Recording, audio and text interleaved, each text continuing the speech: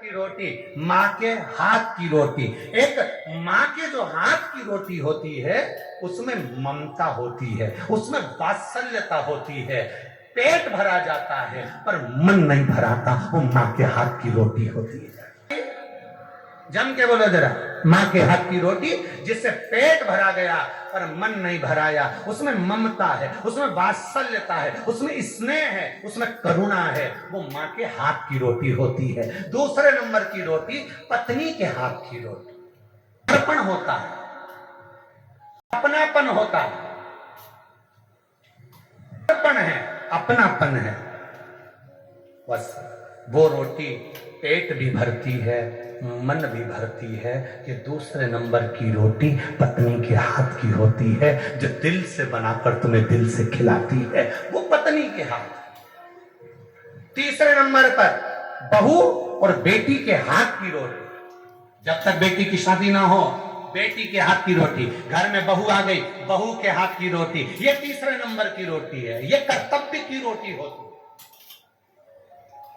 कर्तव्य पर चलना सिखाती है, विचारों को एक बदलने की तरीका सिखाती है।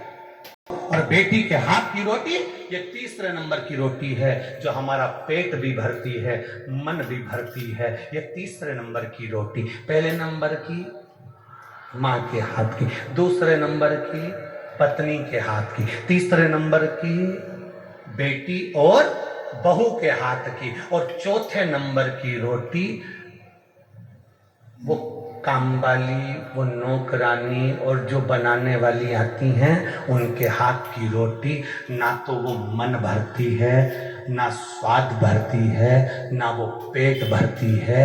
भगवान से प्रार्थना करना, अगर ये 3 रोटी के बाद तुम्हारी चौथे नंबर की रोटी का नंबर आ जाए और तुम्हें दूसरे के हाथ की रोटी खाना पड़ रही हो, घर के लोग अगर रोटी देना बंद कर दें तो किसी गुरु के दरवाजे पर जाकर वहां की रोटी खाना, पर किसी के हाथ की मत खाना।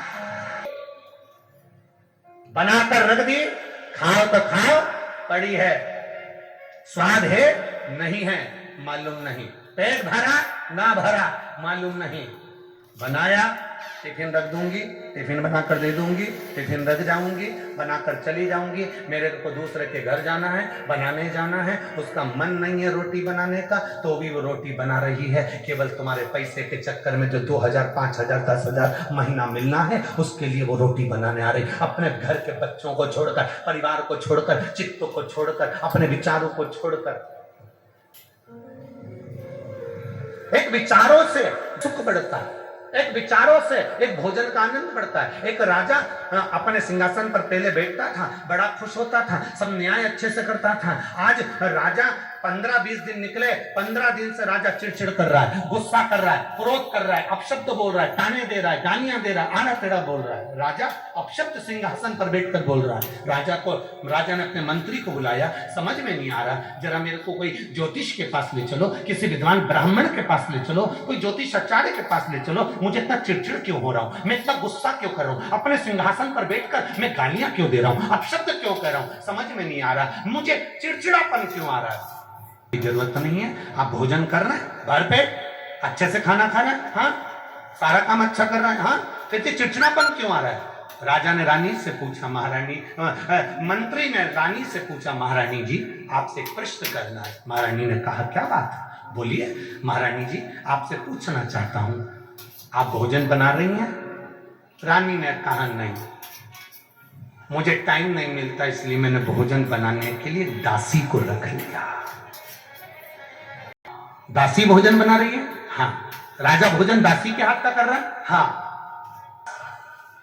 दासी से मंत्री ने जाकर मुलाकात करी, दासी से पूछा, दासी सही बता, क्या दुख है तेरी जिंदगी में। दासी कहती है, राजा का घर इतना भरा पड़ा हुआ है, करोड़ों की दौलत राजा के पास में है, पर यह खोलना राजा 1 रुपया दान नहीं करता। बस मंत्री ने सुना, राजा से कहा, महाराज भोजन जो बना रही है उसके दिल में प्रेम से भोजन नहीं बन पा रहा, इसलिए तुम्हें क्रोध आ रहा है। भोजन बनाने वाली अगर दिल से बना कर दे तो घर भी स्वर्ग बन जाता है, नहीं तो घर नरक बन जाता है। अब तुमने जो दासी लगा रखी, नौकरानी लगा रखी, सेविका लगा रखी, भोजन बनाने वाली लगा रखी, 4-4 घर में बहुएं, 5-5 परिवार है, अपने हाथ और पांव काम करना भी बंद कर दें। जब तक शरीर चले तब तक रसोई घर में किसी को घुसने मत दो। अपने रसोई घर में दिल से भोजन बनाकर खिलाओ। आप अन्नपूर्णा देती हो, उसमें स्वाद रहता है। स्वाद जिस घर के भोजन में एक बहू आती है, सब्जी काट कर चली जाती है, दूसरी बहू आती है, कढ़ाई में बगार कर चली जाती है, तीसरी बहू आती है, गैस बंद करके चली जाती है, चौथी बहू आती है, आटा उसन के चली जाती है, पांचवी बहू आती है, पति के लिए रोटी सेक के चली जाती है। उसकी घर की रोटी में कभी स्वाद नहीं आ सकता, क्योंकि उसमें एक बहू सोचती मैं काय को इतना करूं, दूसरी बहू सोचती मैं काय को इतना करूं, तीसरी जो घर में लोग हैं उनको वो भोजन नहीं भाता है।